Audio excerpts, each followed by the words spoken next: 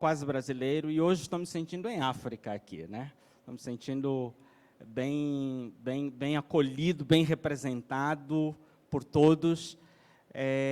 Queria agradecer também àqueles que não são negros, mas estão aqui, que compram a pauta da negritude, que participam, que acolhem essa causa. E fiquei muito feliz em ver aquela brincadeira que, para mim, o resumo de tudo é a palavra acolhimento, né? A palavra acolhimento é uma palavra que tem estado muito em falta. Nesses últimos 4 anos foi quase banida do contexto.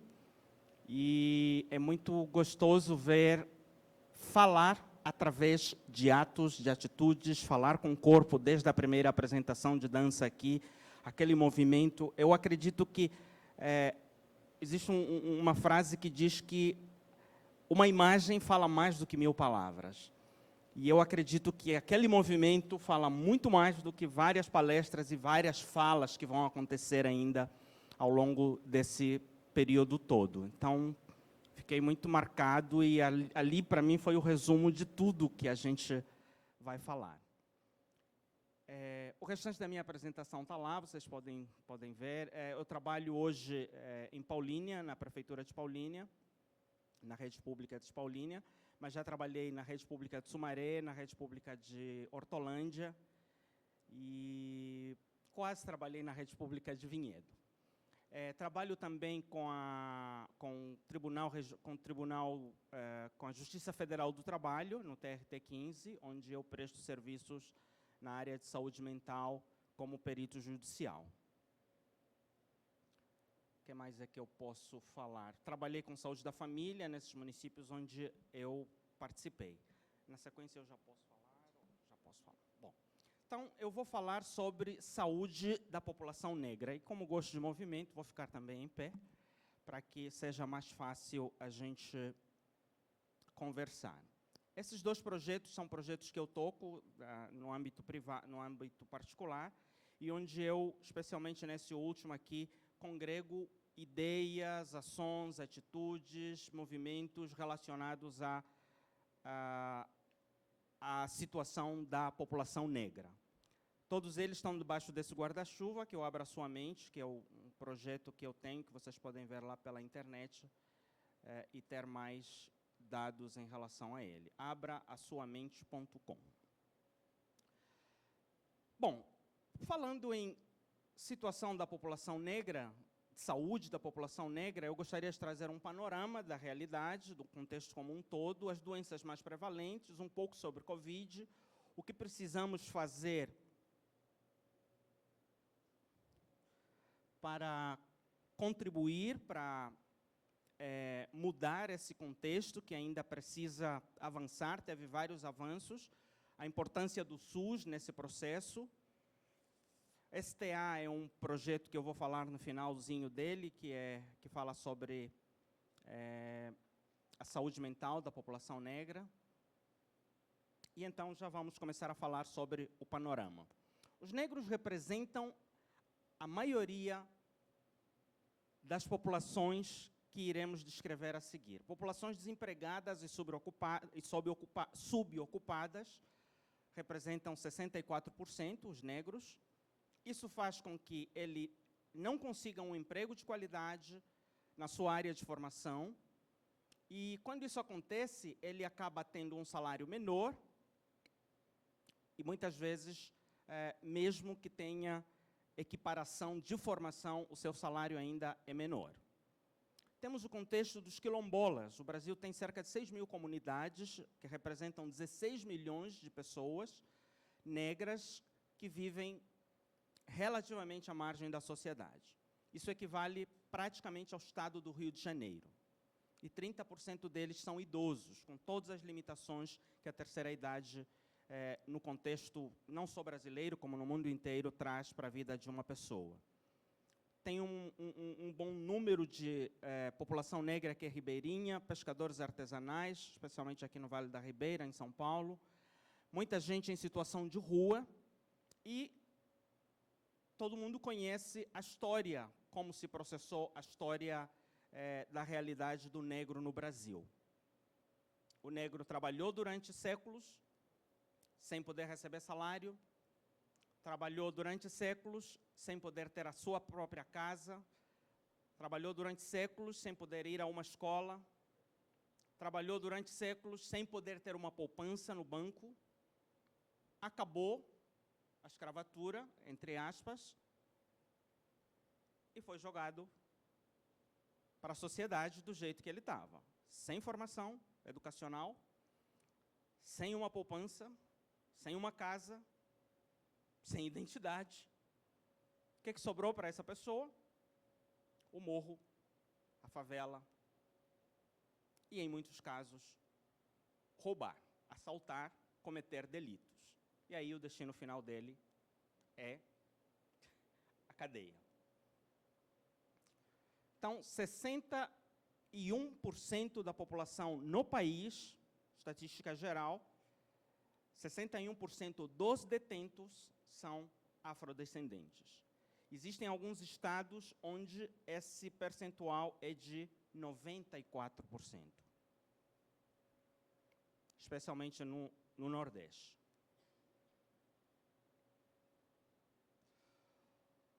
Negros representam a maioria das populações em extrema pobreza, insegurança alimentar. A maioria das pessoas que estão convivendo com a falta de água potável, saneamento básico, 56,3% dos pretos e pardos no Brasil não moram em casas com tratamento de esgoto. São trabalhadores informais, dependentes de reciclagem de lixo, portanto, com inúmeras dificuldades de acesso aos serviços e equipamentos de saúde. A proporção de pessoas que consultaram o médico, essa estatística é do ano passado, de 2021, que consultaram o médico nos últimos 12 meses, é menor entre pretos e pardos do que no restante da população brasileira. 69,5% da população não negra, 67,8% da população negra, enquanto a média nacional é de 71%. Saúde da mulher, 65%, 66% praticamente das vítimas de violência obstétrica são mulheres negras. 40% das mulheres negras nunca realizaram uma mamografia. 56% das gestantes que morrem são negras. 71% das mulheres pretas e pardas declaram realizar ao menos 6 consultas de pré-natal, enquanto no restante da população, especialmente na população branca, esse número beira a 86%.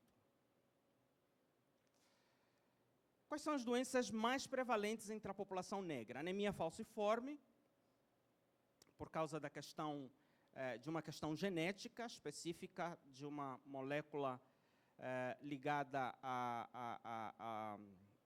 às células vermelhas do nosso organismo, aos eritrócitos, e tem manifestações clínicas que são específicas, que é importante conhecer, que às vezes não são muito divulgadas.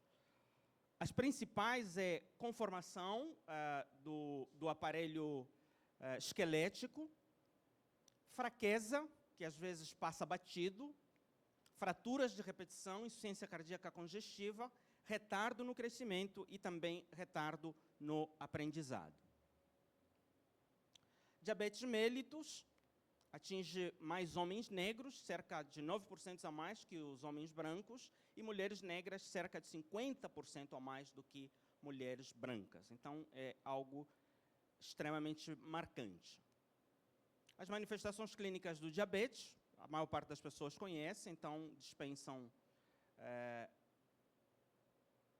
esclarecimentos. Hipertensão arterial é muito mais frequente no negro e ele tende a ter complicações maiores, tanto em homens quanto em mulheres. É a primeira causa de morte, causa direta ou indireta de 12% a 14% de todos os óbitos no Brasil, principalmente por doenças cerebrovasculares e cardiovasculares, o AVC, o infarto agudo do miocárdio, a insuficiência renal crônica e a insuficiência cardíaca congestiva. Esses são alguns gráficos relacionados à questão da Covid entre negros. Aqui chama a atenção ao fato de que a população parda, 48%, população negra, 26%, população amarela, tem poucos dados, a população branca, 18%. Então, se você somar isso, consegue perceber o impacto da Covid na raça negra, segundo estatísticas de 2020. Aqui também a mesma representação, num estudo feito no Espírito Santo, população negra branca perto de 30%, população negra 33% e a população que geralmente cai aqui nos ignorados. Uma coisa que é muito interessante é que eu trabalho hoje na Vigilância Sanitária de Paulínia. E é muito comum, quando eu trabalho com a parte do SINAM, é muito comum quando as pessoas preenchem o SINAM, o que é mais comum é ignorado. E ignorado, na maior parte das vezes, quem está preenchendo ou tem dificuldade de perguntar, porque ainda tem a questão de que negro, preto, pardo, como é que eu trato, como é que eu falo, o IBGE trata de um jeito, culturalmente a gente trata de outro jeito, se eu chamar negro, será que eu vou agredir? Eu posso perguntar, teve um deputado, um político lá na Bahia, que foi tomar sol, e agora nas eleições se declarou como pardo, pelos motivos que vocês já conhecem. Então, é um embrolho ainda esse negócio aí, quem é quem não é. Então, esse número aí de ignorados, infelizmente, costuma ser um número onde cai muito da população negra. Óbitos pela Covid, 41%, população negra, 42% quase, enquanto na população branca foi metade. Isso quando é contabilizado, porque muitos deles acabam nem indo para as estatísticas. Aqui continua sendo o estudo do Estado do Espírito Santo, continua sendo o mesmo. Vou avançar um pouco, devido ao tempo, para que a gente consiga otimizá-lo e focar nas questões que são... Esse é o estudo, para quem quiser procurar na internet, sobre a questão da Covid. Tem havido muita discussão sobre isso, sobre quantificar aquilo que é, de fato, parte da realidade da população negra, que várias vezes cai num buraco sem nome, num buraco onde não há estudo.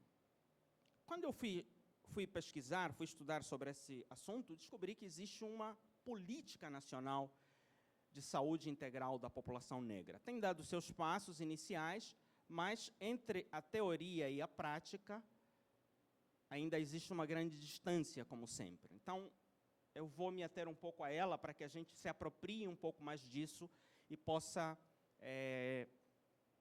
trazer isso para a nossa realidade e trabalhar ferramentas específicas dela. Tem como objetivo promover a saúde integral da população negra, priorizando a redução das desigualdades, o combate do racismo e a discriminação das instituições.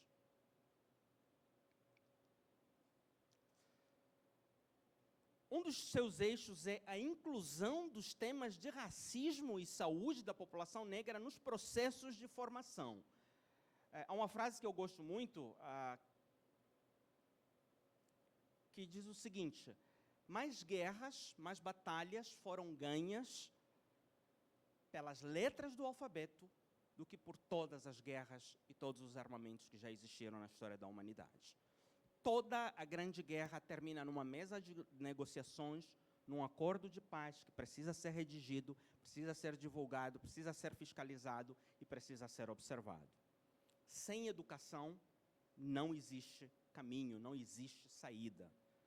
E foi uma pena, nos últimos 4 anos, a educação e a saúde terem afundado, mas, felizmente, já está começando a haver, teve essa semana o primeiro encontro dos reitores, então, assim, está começando a haver, de novo, o resgate da visão de que a educação é o centro. Então, se não formarmos as pessoas, muito além, e a minha expectativa, a minha esperança é que todos os que estão aqui sirvam como multiplicadores, porque é isso que vai fazer com que aquilo que vocês discutem aqui, aquilo que vocês trocam ideias aqui, aquilo que vocês pegam daqui, possam distribuir aqueles que são profissionais entre os seus colegas, aqueles que são representantes da sociedade civil na própria sociedade civil, que precisa ser cada vez mais provocada e estimulada a participar. Então, educação é o primeiro pilar, formação de pessoas, a ampliação e participação do movimento social negro. Uma andorinha sozinha não faz verão. Quando estavam fazendo aquele movimento, teve, acho que, você é a Célia, a Cíntia deu o exemplo, a Cíntia, a que estava aqui junto com você fazendo o movimento, ela deu o exemplo de que às vezes quem está lá em cima só olha e não faz nada, está percebendo tudo. Então, eu sou de uma geração, de um grupo de pensamento que a grande maioria das soluções da sociedade não são para serem resolvidas pelo governo. Elas são para serem resolvidas de forma participativa pela própria população. Nós viemos de uma herança imperial, onde o rei era o soberano e fazia tudo, e a nossa cultura ainda continua alimentando isso. Todo mundo espera por um salvador da pátria. E se ele falhar, tudo falhou. Mas quando nós temos consciência das nossas responsabilidades, além de nós provocarmos e fiscalizarmos os nossos governantes, nós também podemos tomar iniciativas como sociedade civil. E não o tempo todo transferir isso para os governantes. É claro que isso não exime os governantes das suas responsabilidades. Eles administram os recursos dos nossos impostos, eles foram eleitos, eles são nossos representantes, mas como sociedade civil, nós temos um papel muito além do que simplesmente votar e fiscalizar. Nós também podemos tomar iniciativas e ter uma participação importante. E o movimento social negro é chamado a ter essa participação, essa gestão participativa. O terceiro eixo é do incentivo do conhecimento científico e tecnológico. Se vocês perceberam, logo no começo, eu trouxe dados relacionados à saúde da população negra. Porque existe muito poucas pesquisas, a grande maioria dos livros que nós estudamos nas nossas universidades são de produção europeia. Trazem dados europeus ou americanos, e muito pouco da nossa realidade. Eu vou pegar um livro básico, tanto para médicos quanto para enfermeiros, que é o Cecil de Medicina. As estatísticas são americanas. As grandes editoras que nós temos aqui, a editora Gen, que antigamente tinha um outro nome, acho que era, não sei se era Sobota, tinha um outro nome, agora virou editora Gen, são editoras que foram importadas. Então, é muito mais fácil e barato para eles traduzirem do inglês, do francês, do italiano e divulgarem isso do que investir em pesquisa que tem custo, precisa de dedicação. Então, se nós não vestirmos a camisa e não fizermos isso por nós, não podemos esperar que os americanos vão fazer pela gente e muito menos os europeus. Então, investimento em conhecimento científico e tecnológico. Eu espero que daqui saiam projetos, ideias de teses, de pesquisas, de projetos de pesquisa científica relacionados especificamente à população negra. Se nós não produzirmos isso, ninguém vai produzir pela gente.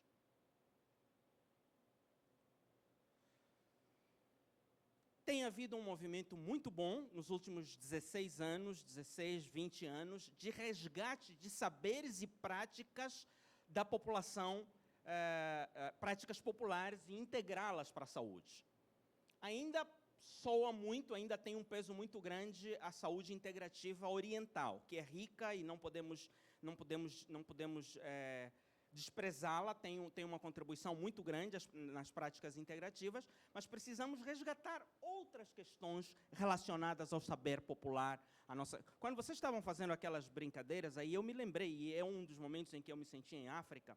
A minha mãe é professora, aposentada, e uma das coisas que ela fazia em datas especiais, em datas comemorativas, eram movimentos como esses. Então, chamava lá para a praça ou para o campo de futebol e fazia esse tipo de atividades que promovem, além de quebrarem o gelo, fazem com que pessoas que não teriam a possibilidade de ficar aqui no palco falando e distribuindo conhecimento, distribuam os seus saberes através de atividades como essas. Então, os saberes populares precisam ser resgatados e serem integrados. Saberes populares negros, saberes populares afrodescendentes também podem e devem ser integrados na nossa cultura de exercício de saúde. E, por fim, monitoramento e avaliação. Essa discussão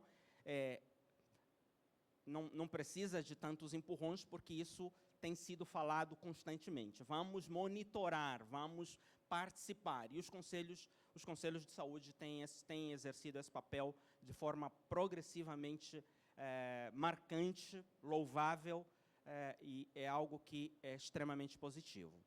Identidade negra positiva. Foi construído durante séculos, o negro sempre foi taxado, marcado, comparado, carimbado com as questões negativas. E é preciso trabalharmos essa questão da identidade preta positivo. Preto é lindo, preto é bonito, preto é positivo, preto é gente, preto tem identidade, negro tem nome, negro tem necessidade de dignidade humana. Então, todas essas questões. Negro é tão humano quanto todos os outros humanos. Então, se alguém deseja algo de melhor para a sua vida, independente da sua raça e cor, ou da sua etnia, o negro também merece isso. E precisamos construir isso. Em 2017, foi instituída a obrigatoriedade da coleta e preenchimento do quesito cor nos usuários do SUS. Quem aqui consegue levar isso facilmente? Quem é profissional de saúde consegue tratar isso com leveza, com tranquilidade? Eu vou quebrar um pouco aqui, como não vai ter possibilidade, talvez, de debate, eu vou abrindo aqui alguns espaços de participação. Quem tem essa facilidade de, no SUS, preencher a raça ou a cor da pessoa?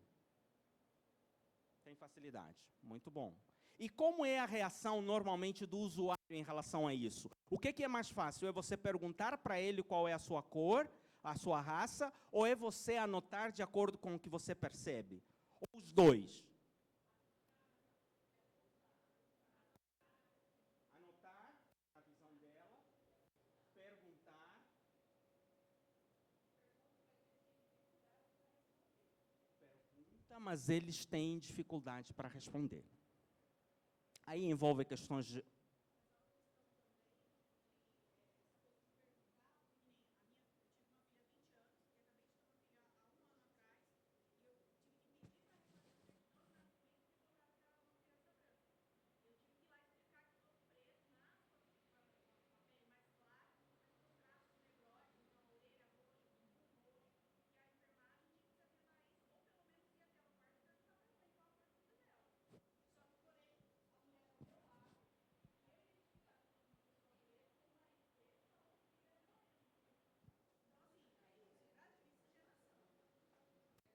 Deixa eu só dar um reforço no que ela... Tá bom, microfone.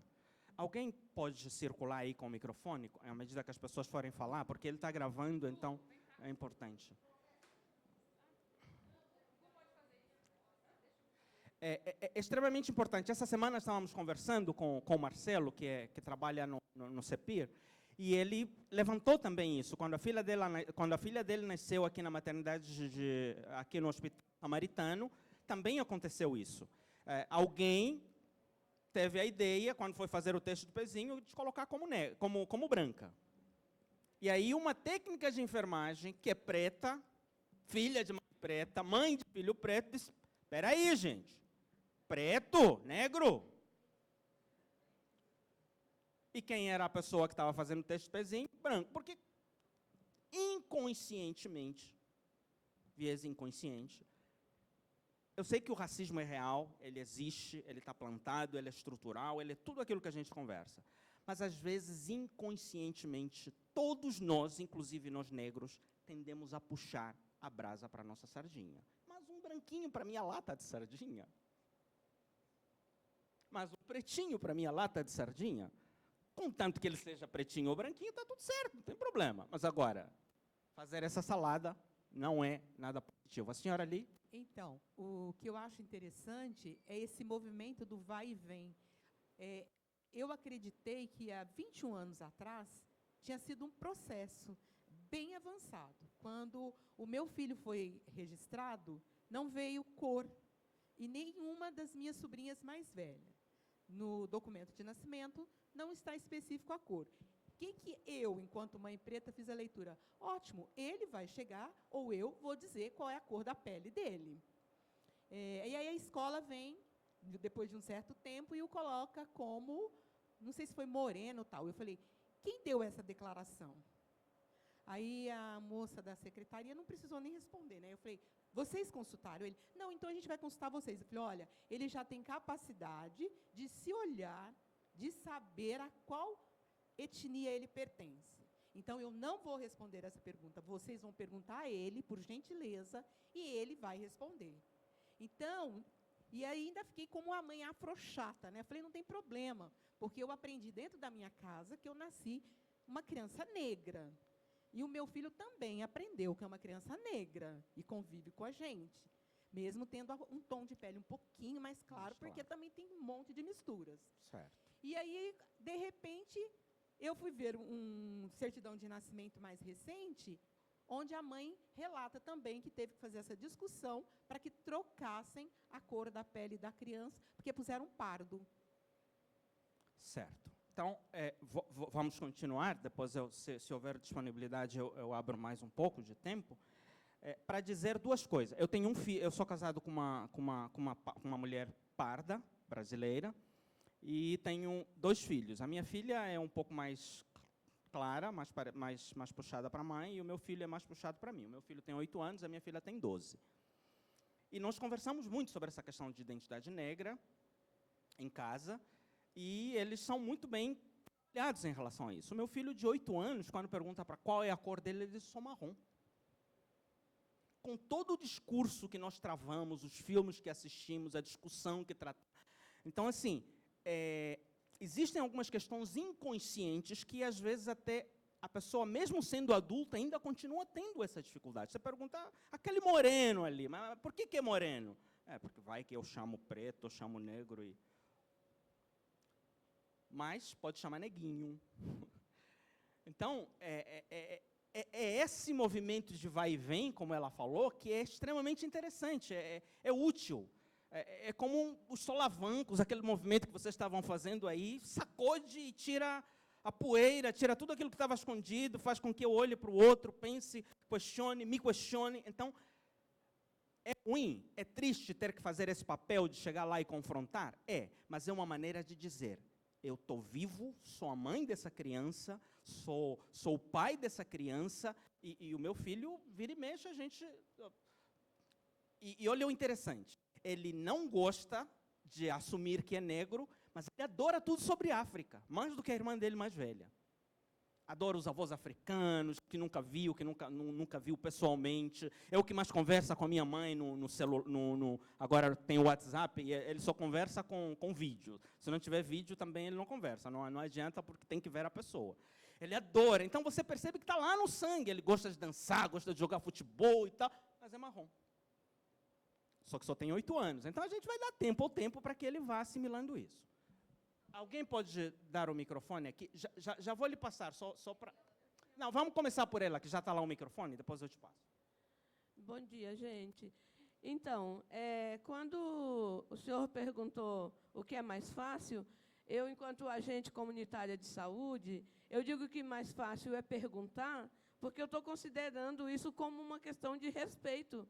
Eu não posso ver facilidade em determinar a cor de ninguém, né? Porque eu acho que, uma vez que foi instituído a autodeclaração, eu não posso achar que é mais fácil, né? Eu E dar a fazer- declaração por alguém. E fazer só porque é mais fácil. A gente tem Sim. que fazer o certo, o correto e, nesse caso, o legal. Sim. Então, enquanto educadora também que sou, eu gosto muito de perguntar, ouvir a resposta e, se puder, abrir um breve debate, né? E isso acontece muito. Então, muitas pessoas da minha cor, né, e às vezes até um pouquinho mais escura, se declaram amarelas.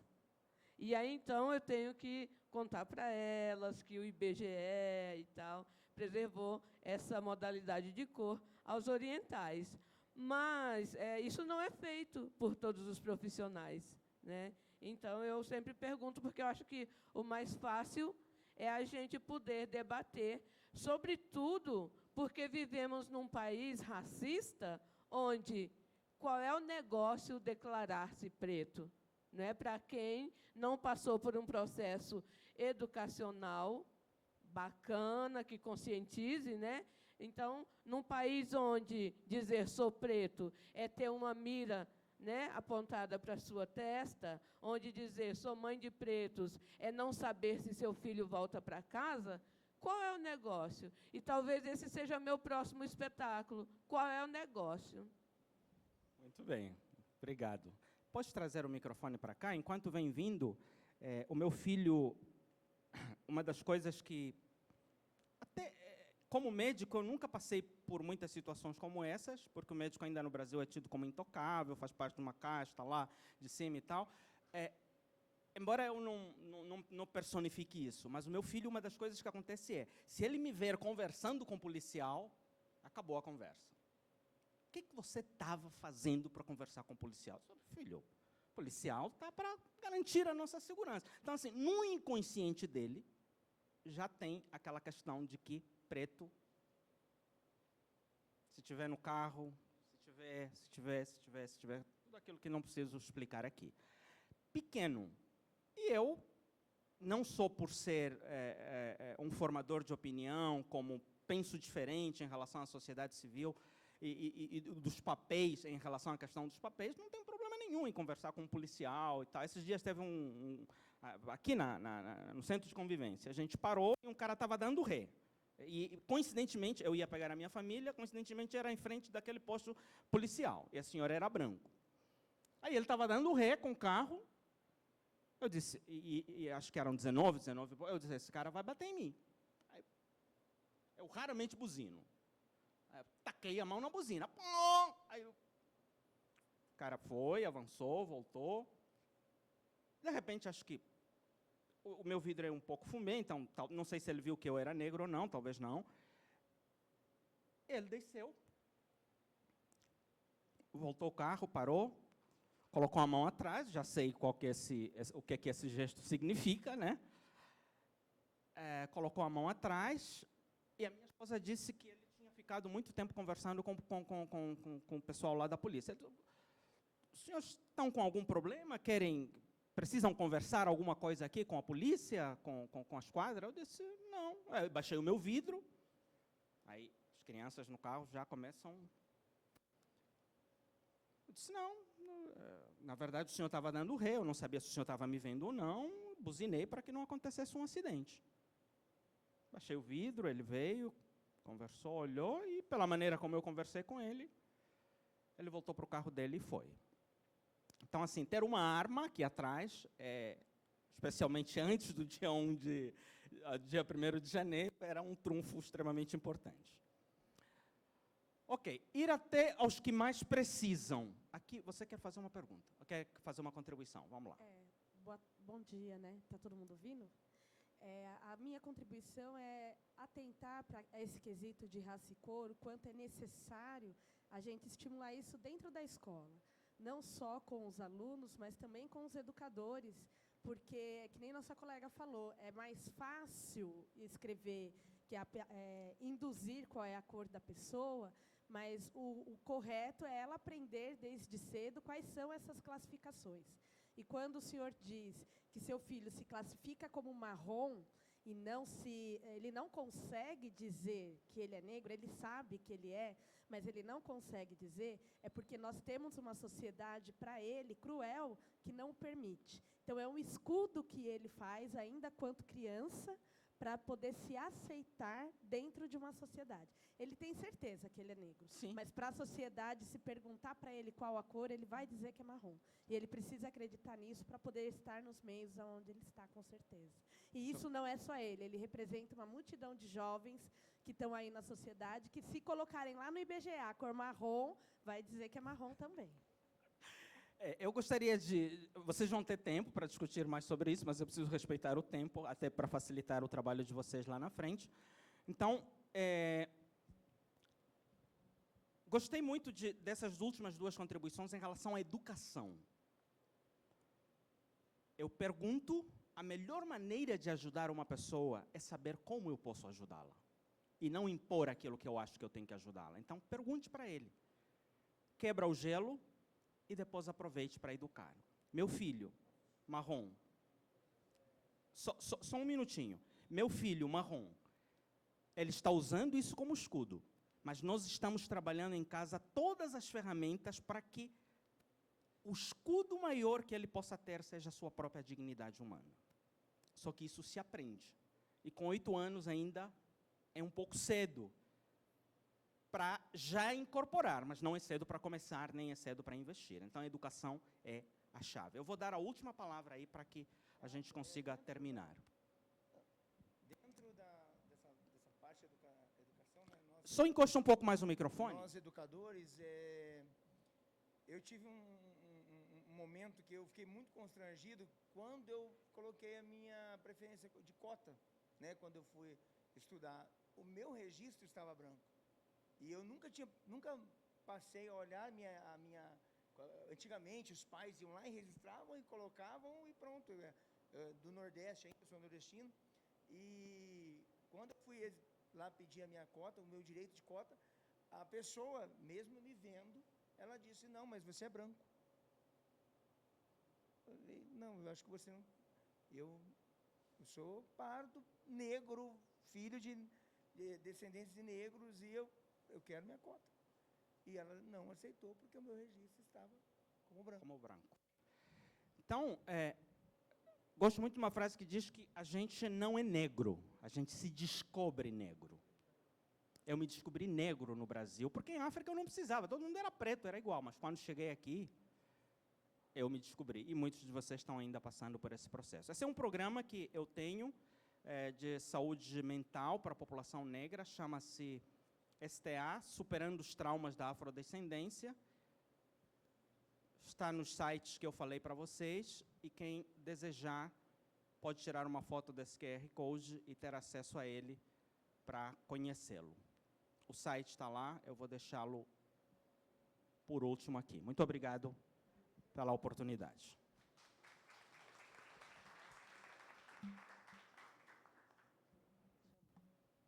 Doutor quem? Doutor Ezequiel, bom dia. Aqui.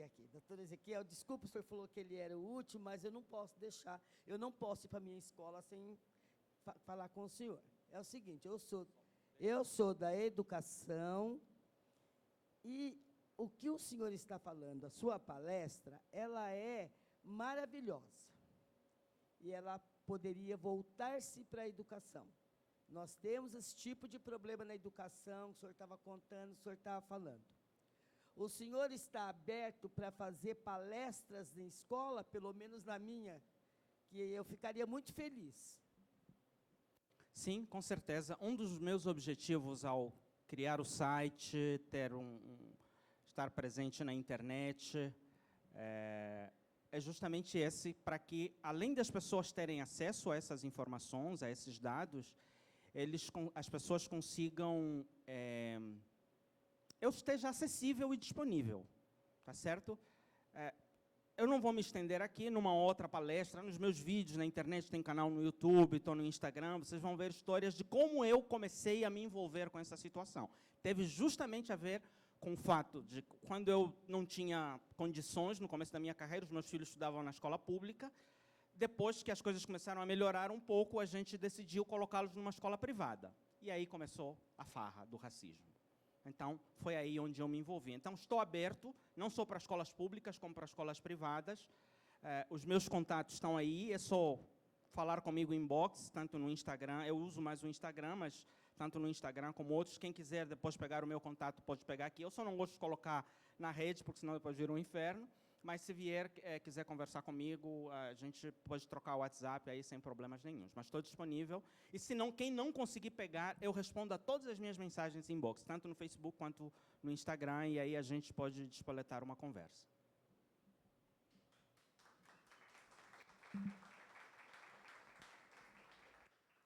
Bom, gente, nós precisamos dar encaminhamento.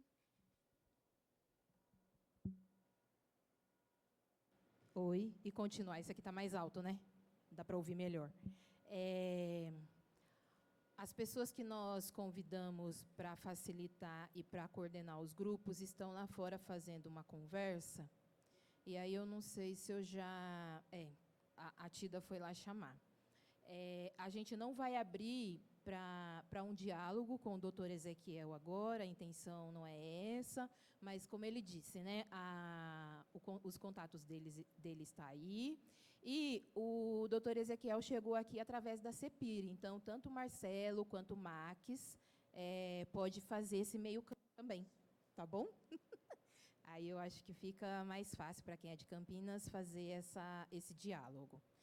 Eu vou falando aqui, enquanto eles vêm, os nomes dos grupos que nós, inicialmente, pensando em divisões de 10 grupos. Acontece que nós temos questão, né, como a gente disse, aqui todas as pessoas vieram, não gosto dessa palavra, mas, bom, vou usar, vieram enquanto ativista da saúde, eu ia falar voluntário, não gosto. E para moderar, para facilitar os grupos, mas nós não conseguimos para o que inicialmente a gente pensou.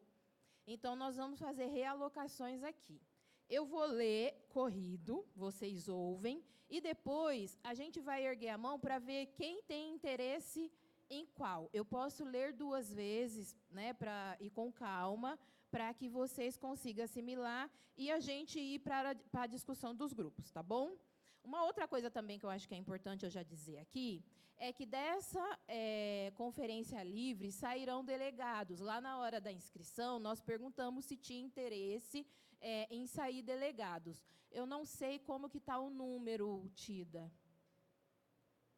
Aí seria importante. A Tida foi pegar os números, porque nós temos uma questão de faixa com os números de participantes para poder sair delegados. E precisa ter paridade também, tem uma continha a ser feita, e ela foi lá tentar resgatar isso. Os facilitadores e os coordenadores estão voltando, e aí eu vou ler aqui, para vocês irem assimilando, e depois eu vou ler de novo, tá? Então, grupo 1, produção de saúde em terreiros, visualização ou invisibilização. Grupo 2, criança e adolescente. Grupo 3, juventude. Grupo 4, saúde da mulher. Grupo 5, implementação da política nacional integral de